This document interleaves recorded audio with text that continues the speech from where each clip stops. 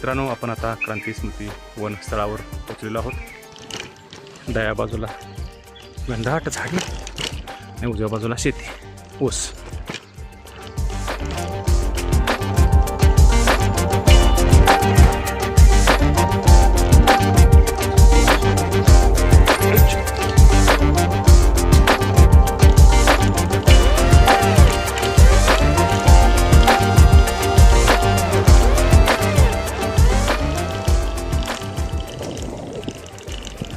ते छान वातावरण आहे।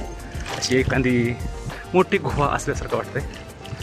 ही गुहा झाडांची गुहा आहे आणि आपल्या गुहेमधूनच आपण पुढे चाललोय क्रांती स्मृती स्थळाकडे।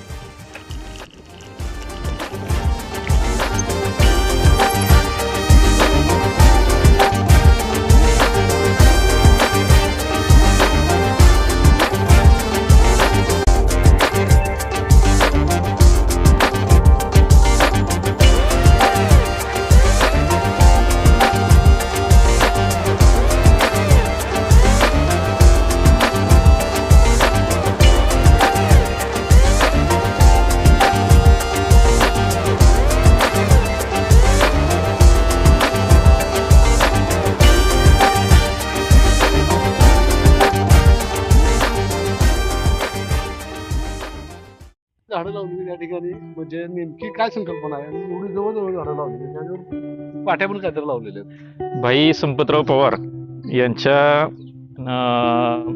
संकल्पनेतून क्रांती स्मृती वन बलवडी या ठिकाणी आज आपण पोहोचलेलो आहोत। या ठिकाणी आपल्याला जाणवेल की इथं भरपूर झाडी, अगदी जंगलाप्रमाणे झाडी दिसते। याच्यामध्ये एक अशी राष्ट्रभावना या ठिकाणी भाई संपतराव पवार यांच्या प्रेरणेतून या ठिकाणी आपल्याला दिसून येते। त्याच्यामध्ये आपण जर इथं पाहिलं तर प्रत्येक झाडाच्या खाली एक बोर्ड दिसतोय। तर हा जो बोर्ड आहे तो प्रत्येक क्रांतीवीराला समर्पित असं एक झाड केलेलं आहे आणि त्यांच्या स्मृतीप्रित्यर्थ या झाडाची या ठिकाणी लागवड आणि निगा या ठिकाणी केली जाते। खरं तर हे तसं एक ऐतिहासिक असं म्हणावं लागेल स्थळ। आज आपण या ठिकाणी विटा सायकल प्रेमी क्लबच्या वतीनं सायक्लो स्पोर्ट्स इंडोरन्स या क्लब मार्फत आपण या ठिकाणी आज राईड करतोय।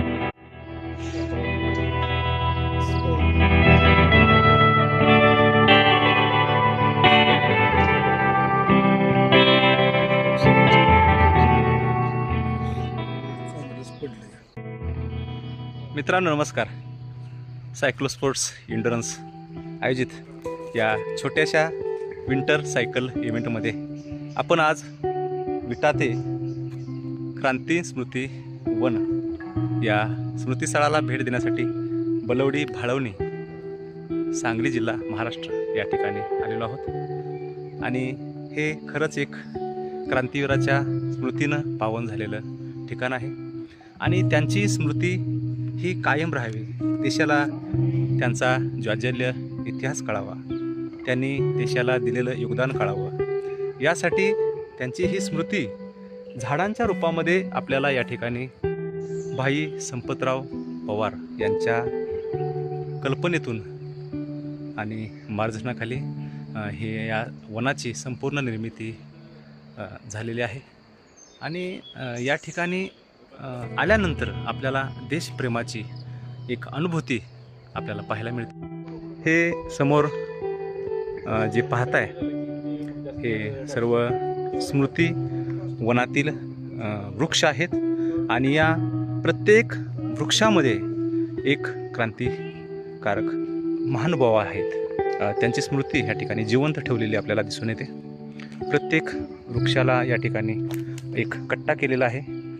आता समोर हा जो कट्टा तुम्ही पाहताय हा हुतात्मा वंचिनाथन अय्यर पांडेचारी यांच्या नावाने आहे आणि त्यांची संपूर्ण माहिती या ठिकाणी दिलेली आहे। अशा प्रकारे हे वन आपल्याला तयार केलेलं दिसतं। समोर तुम्ही पाहिलं तर या ठिकाणी नदी आहे आणि येराळ नदी आहे आणि या ठिकाणी तुम्हाला थोडंसं एक कट्टा केलेला आहे आणि या कट्ट्यावरून तुम्हाला हा सगळा स्मृतिवन आपल्याला पाहायला मिळतं। निसर्गाचा अनुभव घ्यायला मिळतो.